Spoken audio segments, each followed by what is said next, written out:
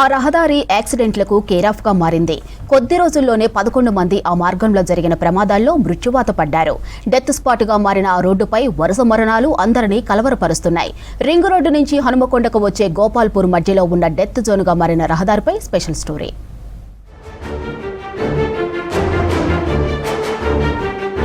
హనుమకొండ నుంచి వడ్డేపల్లి, నిరూప్ నగర్ మీదుగా outer ring రోడ్డుకు వెళ్లే బైపాస్ రోడ్డు ఇది. హనుమకొండ, వరంగల్ నగరాలకు చెందిన వాహనదారులు తక్కువ సమయంలో హైదరాబాద్ జాతీయ రహదారిపైకి చేరడానికి ఈ మార్గంలో వెళ్తుంటారు. 3 ఏళ్ల క్రితం అందుబాటులోకి వచ్చిన ఈ రహదారి డబుల్ రోడ్డుగా విస్తరణ జరిగింది. అదే స్థాయిలో ట్రాఫిక్ పెరిగింది.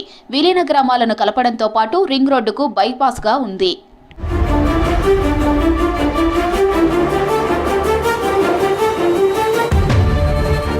హైదరాబాద్ కు వెళ్లడానికి బైపాస్ గా ఉండటంతో ఈ మార్గంలో ట్రాఫిక్ పెరిగింది. అయితే మార్గంలో ఒకచోట డెత్ స్పాట్ గా మారింది. ఎన్నో ప్రమాదాలు అక్కడ జరుగుతూ ఉండటం అందరినీ భయపెడుతోంది.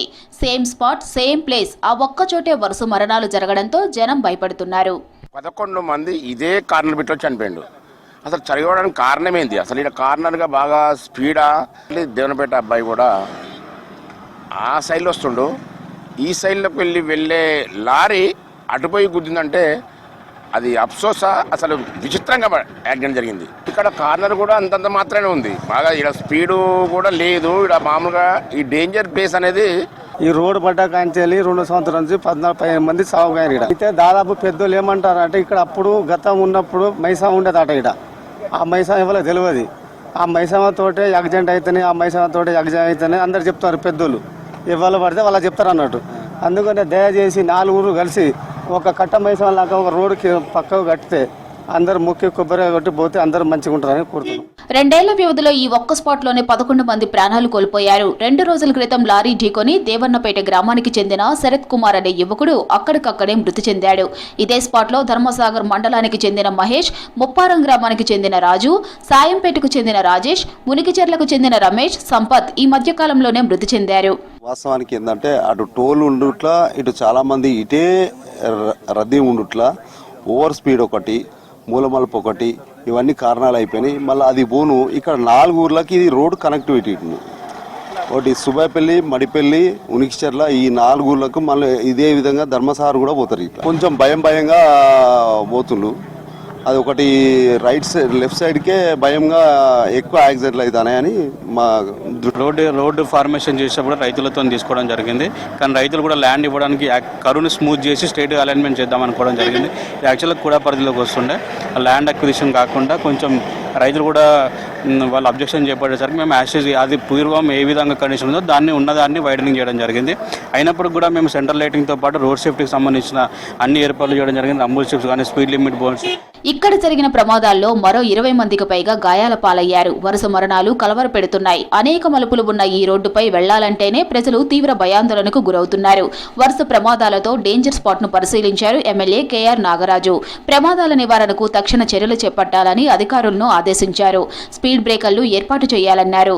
అంటే రోడ్ ఇంజనీరింగ్ ఫాల్ట్ కొంచెమే ఉంటుంది, అది మనకు తెలియదు. అది ఆ కరువు అనేది అది బ్లాక్ స్పాట్ అంటాం మేము పోలీసుల లాంగ్వేజ్లో కానివ్వండి, లేకుంటే మనకు ఈ ప్రమాదాలు జరిగే స్థలాలను బ్లాక్ స్పాట్ అంటాం. సో ఆ స్పాట్లను గుర్తించేది పోలీసు వారు గుర్తించి దీన్ని బ్లాక్ స్పాట్గా చెప్పంగానే అక్కడ కావాల్సిన ఇంజనీరింగ్ సిస్టాన్ని మార్చాలి. ఏ విధంగా దాన్ని మళ్ళీ యాక్సిడెంట్ కాకుండా, ప్రమాదాలు జరగకుండా ఏమైతే చర్యలు తీసుకోవాలనో వాటిని అన్నిటి తీసుకోవాల్సిన బాధ్యత పోలీస్ అధికారులది, సిమిలర్లీ R&B అధికారులది, మన మున్సిపల్ వాళ్ళది. రోడ్ షోల్డర్స్ అంటాం. అంటే రోడ్డుకు ఇరువైపులా ఉన్న ఏదైతే స్పేస్ ఉందో ఆ స్పేస్ను కూడా మనం పెంచి దీన్ని ఏదైతే కరువు ఉందో రోడ్ను స్ట్రెయిట్ చేయవలసిన బాధ్యత కూడా R&B వారికి బాధ్యత ఉంటుంది కాబట్టి వారికి తెలియపరచడం చేస్తారు. వరుస ప్రమాదాలపై విచారణ చేపట్టినట్లు తెలిపారు కాజీపేట ఏసీపీ ప్రశాంత్ రెడ్డి. రోడ్డు నిర్మాణంలో ఇంజనీరింగ్ డిజైన్ లోపమే ప్రమాదాలకు కారణం అంటున్నారు. కానీ R&B అధికారులు మాత్రం రోడ్డు నిర్మాణంలో ఎలాంటి లోపాలు లేవని చెబుతున్నారు. సో ఈ యొక్క కనిపించకుండా ఈ యొక్క ఇంజనీరింగ్ డిఫెక్ట్ వల్ల, రోడ్ ఇంజనీరింగ్ డిఫెక్ట్ వల్ల ఈ యొక్క ప్రమాదం జరిగింది. ఇప్పటి వరకు 7 డెత్స్ అయినాయి, ఫ్యాటల్ డెత్స్ 7 డెత్స్. అన్నిటికీ కారణం స్పాట్ ఇదే, ఇక్కడే. సో ఈరోజు మన స్థానిక ఎమ్మెల్యే గారు, తర్వాత మున్సిపల్ కమిషనర్ గారు, మేయర్ గారు, మిగతా ప్రజాప్రతినిధులు అందరూ వచ్చారు ఇక్కడికి. సో మేము ఆర్ఎండ్బి అఫీషియల్స్ వచ్చారు, తర్వాత ఈవెన్ స్టేట్ హైవే వాళ్ళు వచ్చారు, పంచాయతీ వాళ్ళు వచ్చారు. అందరితో కలిసి ఈ యొక్క ఎస్ టైప్ లాంటి కర్వేచర్ను దీన్ని స్ట్రైటన్ చేయాలని చెప్పేసి రిక్వెస్ట్ చేయడం జరిగింది. దానికి సంబంధించిన ఏర్పాట్లు చేస్తామన్నారు. టెంపరీ మేమైతే ఇక్కడ రంబుల్ స్ట్రిప్స్ అంటారు, రంబుల్ స్ట్రిప్స్ అనే ఒకటి, తర్వాత కొన్ని స్పీడ్ బ్రేకర్స్ పెట్టుకుని కొంచెం స్పీడ్ కంట్రోల్ చేసుకుంటే కనీసం చూస్తారనే ఒక దాంతో చేస్తాం. డేంజర్ గా మారిన ఈ రోడ్డుపై ప్రమాదాల నివారణకు అధికారులు ప్రత్యేక దృష్టి సారించవలసిన అవసరం ఉందంటున్నారు స్థానికులు.